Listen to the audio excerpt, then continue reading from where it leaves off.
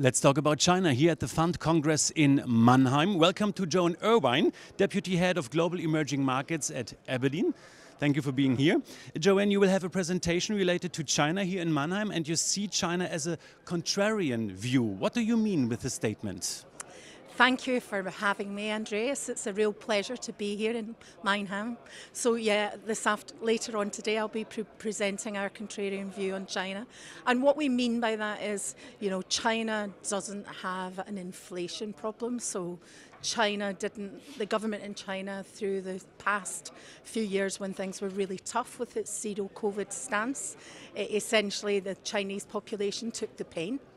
And they didn't throw money at the problem like we saw in the West, so China doesn't have an inflation problem. And the other thing that's opposite for China in comparison to the rest of the world is the Chinese authorities can afford to have an accommodative both monetary and fiscal stance, and that's really positive for China, because what we're expecting is with the end of zero COVID that we can have a real boost to consumption, and that's supported by excess savings of the past few years.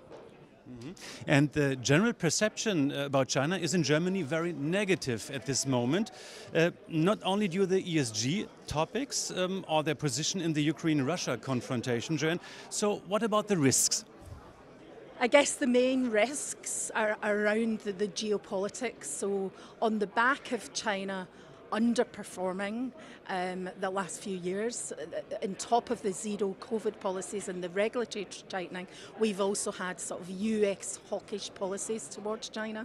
So the market's very, very concerned about China's support for Russia, and also very, very concerned about the Taiwan issue. Now, China's economic ties with the West are very material, and unilateral sanctions would have a severe economic impact. So we're not expecting that. We think the chances of an invasion to Taiwan is a very low probability, and we also don't expect China to support Russia by sending weapons. Let's speak about the companies in China, Joanne. What are your favorite stocks in the portfolio and why? In terms of our favourite stocks, we run a concentrated portfolio. We have, in the China A-Share Fund, we have typically 30 to 40 stocks, and we have a big position in stocks that support the aspiration theme in China. So essentially that's the consumption theme. An example of a few of them would be a company called Foshan Heitan, and that's the biggest manufacturer of soy sauce in China, and they have a very strong distribution. Another company would be, I don't know if you've ever tasted the Chinese liqueur called Baijiu that tastes a little bit like soy sauce. Okay. So that company is called Mutai. And then another company that would be a big beneficiary of a recovery in consumption in China would be a company called China Tourism, which is the leading duty-free operator, and that should benefit from a rebound in internal tourism or inbound tourism and outbound tourism as well. The only words I know is ni hao and xishe, but that's all. The last question, final question. Do you have other emerging markets, Joanne, on your list besides China?